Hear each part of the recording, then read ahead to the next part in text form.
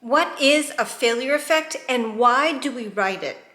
A failure effect is a story of what would happen if we did nothing to predict or prevent each failure mode.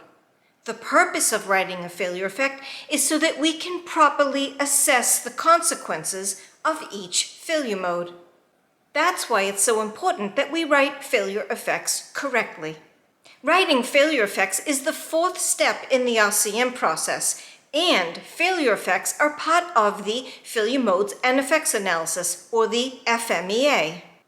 Failure effects should include a description of the failure process from the occurrence of the failure mode to the functional failure, physical evidence that the failure has occurred, how it adversely affects safety and/or the environment, how it affects operational capability, specific operating restrictions as a result of the failure, secondary damage, and what must be done and how long it takes to repair the failure.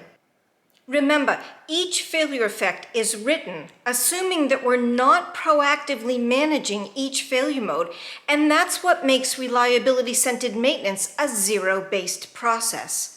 But this is often a counterintuitive idea to our working group members because, after all, our equipment experts are responsible for taking care of our equipment. So it often doesn't make sense to them to write what would happen if we didn't manage the failure mode. But that's one of the reasons why it is so important that an experienced RCM facilitator lead the RCM working group.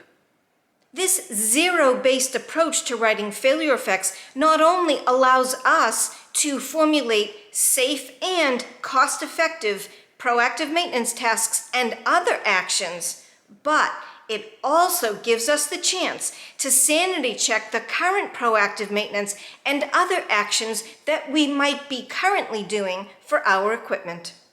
If you'd like to see an example of a failure effect, I'm going to put it on the screen right now. You can pause the video and you can read through it.